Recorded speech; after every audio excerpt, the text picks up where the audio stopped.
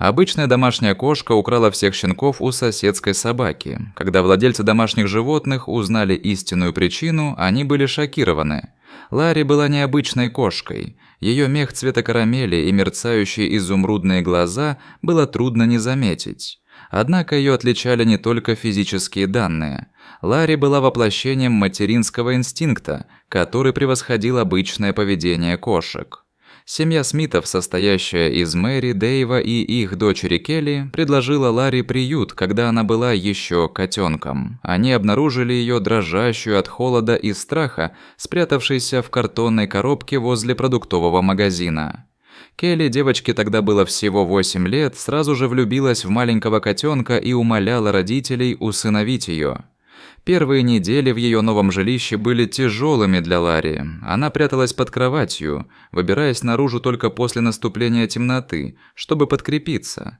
Келли проявила огромное терпение, проведя бесчисленное количество часов на полу рядом с кроватью, нежно уговаривая котенка. В конце концов, Ларри начала доверять своей новообретенной семье. С возрастом Ларри продолжала развиваться как личность. Зарекомендовав себя как невероятно умная и любознательная кошка, Ларри вскоре овладела искусством отпирать двери, включать свет и даже приносить школьный рюкзак Келли по утрам. Со временем Ларри проявила удивительное сострадание к другим существам. Когда Келли однажды пришла домой с раненой птицей, Ларри сразу же взяла на себя роль сиделки. Она провела бесчетное количество часов у ящика, в котором находилась птица, бдительно охраняя ее и даже пытаясь накормить. Благодаря заботе Ларри птичка поправилась и смогла снова летать. Однажды во время сильной бури гнездо с беличьими птенцами упало во двор Смитов. Не обращая внимания на сильный ливень, Ларри бросилась навстречу потопу и старательно перенесла каждую белку в безопасное место на крыльце. Она заботилась о них всю ненастную ночь, пока дождь не прекратился, что означало возвращение их матери. Ларри зарекомендовала себя как настоящая жемчужина этого района. Жители часто заглядывали в дом Смитов, чтобы оценить исключительную кошку. Детям нравилось общаться с ней, и это чувство было взаимным. Однажды Мэри заметила, что Ларри ведет себя странно. Кошка часто сидела у окна, печально глядя на горизонт. У нее пропал аппетит, и она казалась угрюмой. Обеспокоенные, Смиты решили обратиться к ветеринару. Ветеринар раскрыл тайну. Ларри была с котятами. Это известие вызвало бурю эмоций в семье. Келли с энтузиазмом отнеслась к идее завести маленьких котят. Мэри беспокоилась о благополучии Ларри, в то время как Дэйв уже решал, как они будут ухаживать за своими новыми компаньонами. Предстоящая неделя была посвящена приготовлениям к появлению на свет котят. Келли соорудила уютное убежище из использованных подстилок и подушек. Дэйв раздобыл специальные питательные вещества для будущих мам, а Мэри постоянно следила за состоянием Ларри. Затем наступил день родов. Забившись в угол сарая, Ларри освободила людей от их помощи. Семья с нетерпением ждала вестей, время от времени слыша тихое мурлыканье, доносившееся из сарая. Через несколько часов Ларри вышла из дома, выглядя усталой, но грациозной. Но, к удивлению Смитов, котята не следовали за ней. Дэйв осторожно заглянул в уютное гнездышко, которое Ларри соорудила для себя, и его настроение упало при виде этого зрелища. 3 крошечных котенка лежали бездыханными. Они родились мертвыми. Ветеринар, которого вызвали немедленно, объяснил, что такое явление не является чем-то необычным, особенно у молодых кошек. Ларри была безутешна. Она не хотела покидать свое гнездышко, постоянно облизывая котят и пытаясь согреть их. Смиты не знали, как облегчить горе своего любимого питомца. Они пытались отвлечь ее игрушками и лакомствами, но Ларри была равнодушна к их усилиям. Прошла неделя, и Ларри наконец покинула свое убежище, но в ней больше не было той энергии, которую помнил Дэйв. Она стала молчаливой и замкнутой. Часами напролёт она сидела у окна, глядя в никуда. Келли пыталась вовлечь ее в игру, но безуспешно. Мэри и Дэйв все больше беспокоились о самочувствии Ларри. Они обратились за советом к ветеринару, пытаясь найти способы помочь кошке справиться с ее мрачным настроением. Келли даже начала разговаривать с Ларри в надежде, что ее голос сможет успокоить встревоженную кошку. Затем в один из знойных летних дней все изменилось. Играя во дворе, Келли услышала странный звук, доносившийся из-за забора. Подойдя ближе, она заметила Ларри, держащую в зубах щенка, крошечного скулящего черного щенка. Келли была ошеломлена. Позвонив своим родителям, все Смитов вскоре в шоке наблюдали, как Ларри осторожно положила щенка на траву, обнюхивая его как своего котенка. Смиты были ошеломлены. Они были в недоумении относительно происхождения щенка и того, как лучше поступить. Дэйв предложил вернуть его домой, обратиться к властям или в центр по уходу за животными, но Мэри не захотела. Наблюдая за тем, как ласково он ведет себя, Ларри ухаживала за щенком и не хотела разлучать их. Пока взрослые спорили, Келли принесла из их дома детскую корзинку и мягкое одеяло. Она осторожно положила щенка в корзинку, и Ларри тут же запрыгнула в нее, уютно устроившись рядом с крошечным существом. Мэри и Дэйв были тронуты этим нежным жестом и решили ненадолго оставить щенка у себя. Последующие дни были наполнены суетой и нетерпением. Смиты распространяли по округе листовки о недавно обнаруженном щенке, но ответа не последовало. Между тем, исключительная забота Ларри о щенке заслуживала похвалы. Она постоянно была рядом с ним, нежно облизывая его и согревая своим телом. Келли была ошеломлена, увидев, что Ларри начала ухаживать за щенком.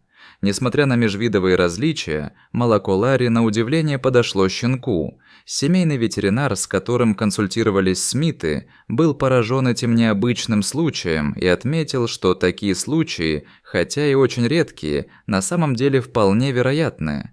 Ларри кормила малыша каждые 2 часа, даже просыпаясь в предрассветные часы, демонстрируя подлинную материнскую преданность. На 3-е утро после их первого сюрприза с появлением щенка Ларри снова исчезла. Смиты не придали этому особого значения, предположив, что кошка отправилась на прогулку, однако, вернувшись, она держала в зубах еще одного щенка. Этот новичок был немного крупнее первого и щеголял такой же темной шерстью. Ларри подвела его прямо к корзинке с первым щенком и с такой же нежностью начала ухаживать за ними. Теперь Смиты были совершенно сбиты с толку. Откуда Ларри брала этих собак и зачем она приносила их домой?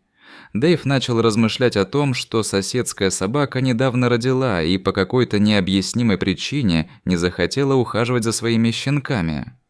Мэри подумала, не посоветоваться ли с соседями о недавних родах щенков, но прежде чем у них появился шанс, Ларри подарила им 3-го щенка, за которым последовали 4-й и 5-й. К концу недели их жилище превратилось в убежище для 5 крошечных щенков с темной шерстью, и все они находились под бдительным присмотром Ларри. Ларри проявила исключительную изобретательность в уходе за своим необычным выводком, но, несмотря на ее неустанные усилия прокормить всех 5 щенков, ее молоко не могло обеспечить им полноценного питания. Осознав эту реальность, Келли начала кормить щенков питательной смесью из бутылочки. Ларри как будто понимала необходимость дополнительного питания и терпеливо ждала, пока Келли покормит каждого щенка, а затем деликатно облизывала их мордочки, как бы завершая процесс. Слухи о том, что Ларри стала приемной матерью, быстро распространились по всей округе. Соседи начали замечать это чудо природы. Некоторые хвалили Ларри, называя ее чемпионкой, в то время как другие проявляли опасения и подозрительность. Миссис Паркер, пожилая женщина, жившая напротив, призналась, что видела, как Ларри поздно вечером бродила по дому с сомнительным выражением на лице. Она начала распространять предположение, что кошка отбирала щенков у бесправных собак. Мистер Родригес, владелец местной пекарни, напротив, был очарован Ларри. Он каждый день приносил свежий хлеб для Смитов и щенков, считая, что такая замечательная семья заслуживает уникального лакомства. Дети из соседних домов постоянно просили о визите, чтобы посмотреть на необычную семью. Келли похвасталась им, как замечательно Ларри ухаживала за щенками, рассказывая историю каждого малыша, как будто они были ее братом или сестрой. Тем не менее, не все шло хорошо. Задача по уходу за 5 щенками и кошкой начала тяготить Смитов. Расходы на содержание и оплату услуг ветеринара начали расти, и в их доме постоянно царил шум. Дэйв и Мэри начали расходиться во мнениях о том, какие шаги предпринять дальше.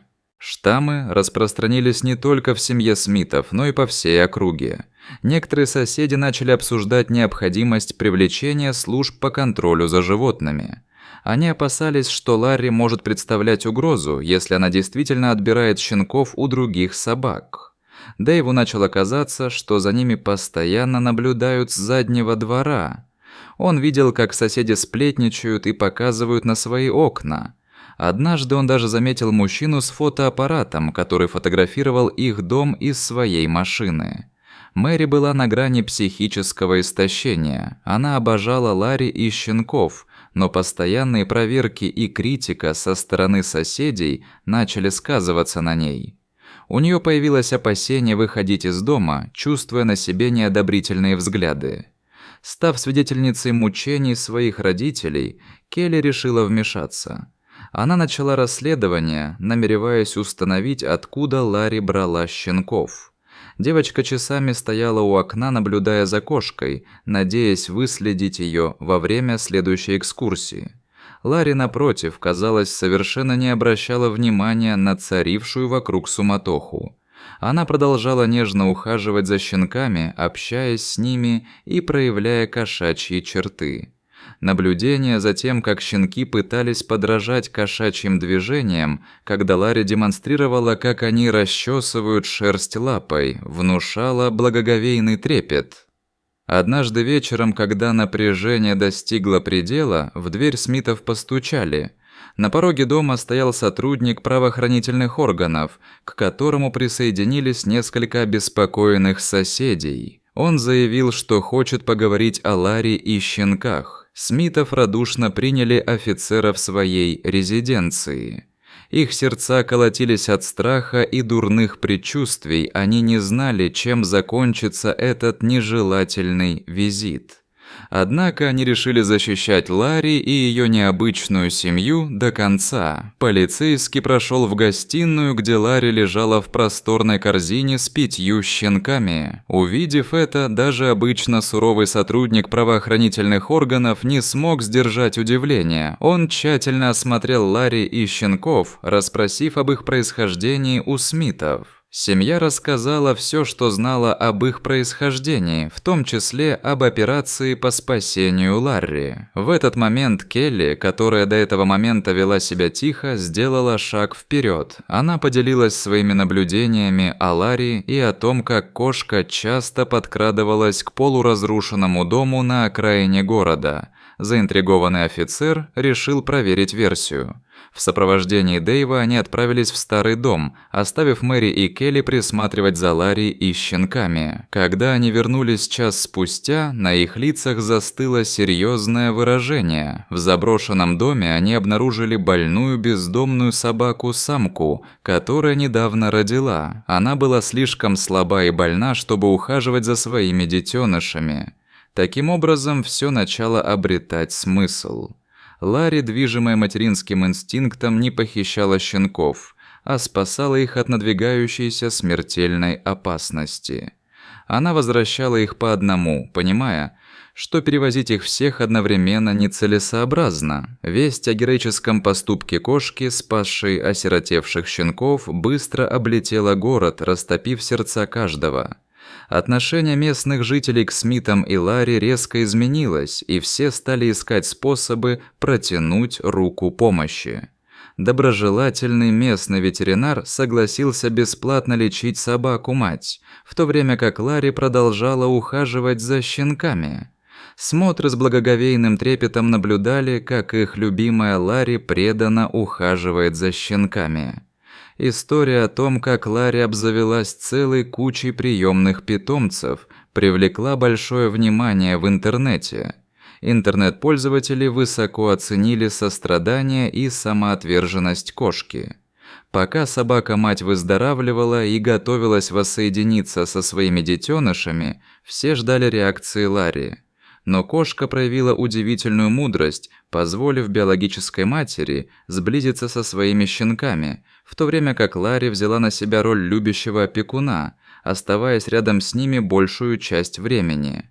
Это повествование не только изменило жизнь Ларри и маленьких щенков, но и повлияло на все сообщество. Люди стали мягче относиться друг к другу и чаще предлагать помощь своим соседям. Общественный приют для домашних животных отметил беспрецедентное количество кошек, открывающих для себя новые жилища. Ларри стала символом того, как заботливые наклонности и любовь могут проявляться в самых непредвиденных ситуациях, преодолевая границы между видами. Она продемонстрировала, что даже в самые сложные периоды доброжелательность и внимание могут творить настоящие чудеса.